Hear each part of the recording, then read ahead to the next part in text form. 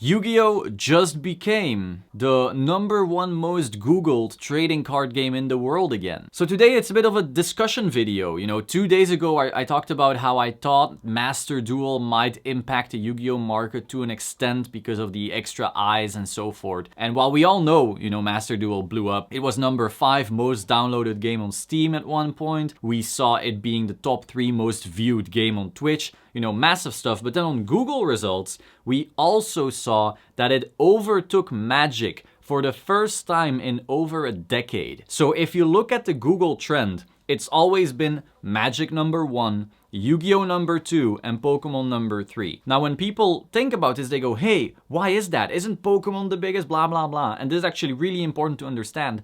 Pokemon might be the highest grossing media franchise, but as a trading card game, the actual game of the trading cards, it's actually only #3. You can also see this in tournament attendance and so forth, and just general interest in the card game rather than the card collecting. And so again, you can argue all you want, but here's the data. So Magic #1 has been, this has been everyone assumed, okay, that makes sense, right? But then again, the franchise Pokemon completely destroys Magic. People don't even know what the Magic franchise is when you talk to them on the street. They definitely know Pokemon, they might know Yu-Gi-Oh! And Magic is like, huh? What? But again, in terms of card game, #1. So now for the first time in over a decade, Yu-Gi-Oh! Took that spot.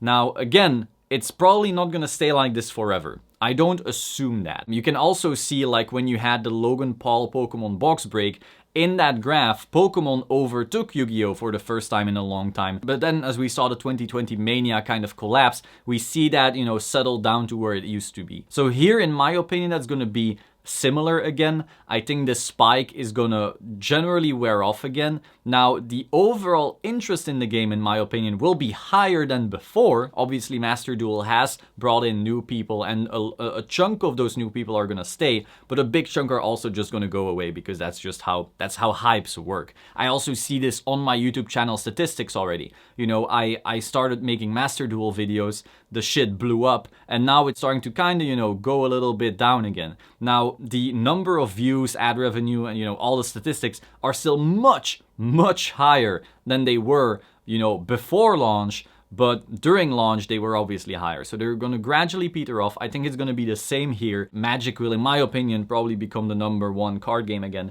But it's still interesting to see that happened. And again, I do think there will be a lasting impact. I think what will be really interesting to see is when there's a level of normalcy again, when we see locals properly opening up everywhere without annoying masks and the vaccine passports and all of that stuff. Again, I'm not anti-vax, obviously. I'm not anti, doing all of the things you want for safety. I get it, sure. But we all agree that it's kind of annoying. A number of people are like, you know what? I didn't want to go to locals anyway.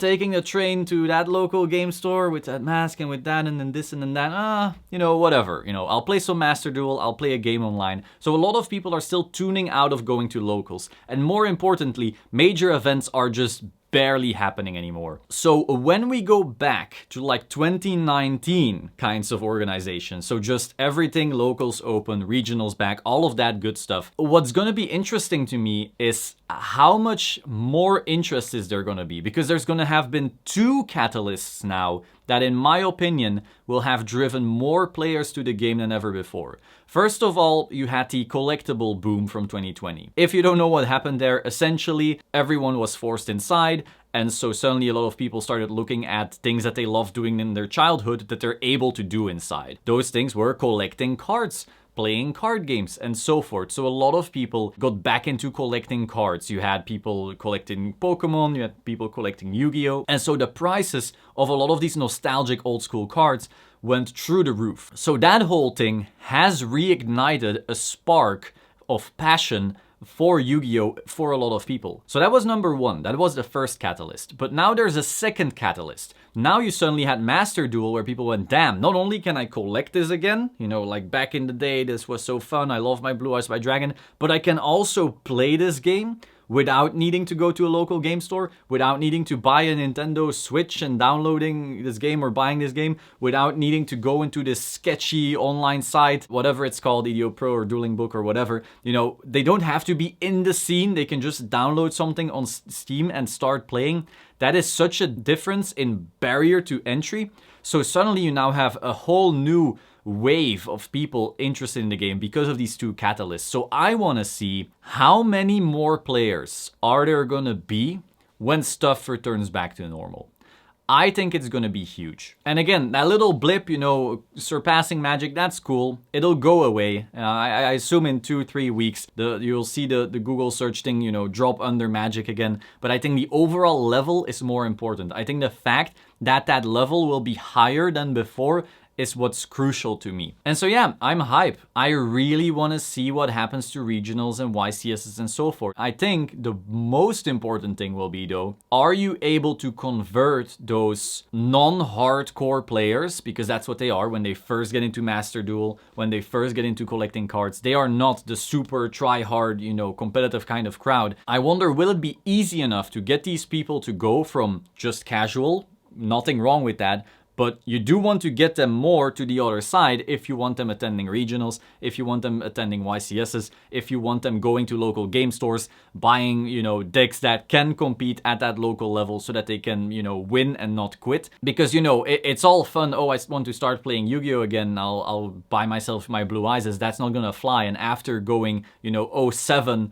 after a while people are like, I don't want to play this game anymore. So I think it would have been great if we had something along the lines of the Salamangreat structure deck right now, because that way you could get people to buy one simple thing to start playing competitively or semi-competitively, you know, whatever that means, more easily. Because right now, if you tell someone, oh, you want to start playing like competitive physical Yu-Gi-Oh? Oh, don't you worry about it, you know, you just choose your deck, you buy the cards for that archetype, and oh, here's your list of staples. Yeah, it'll be about $1,000. Hope you don't mind. That's not like the easiest way to go about it, you know? Like, if you start counting it all up, like you want your access code, your Appaloosa, your Verte, your Destroyer Phoenix Enforcer, your Lightning Storm, your Crossout, your Forbidden Droplets, your Nibiru's, your Ash, and I'm probably forgetting a billion cards here, but there's a lot of cards. Triple Tactics, did I already say that? I don't know. But there's a lot of cards that are considered staple, and you know, you won't put them in every deck, but you'll put them in a lot of decks. There's not currently like one easy product that you can tell someone to buy and they can get started. Like a few years ago, you were like, oh, here, buy Duel Devastator. Or like, oh, here's a Salamangreat structure deck 3 times, start playing.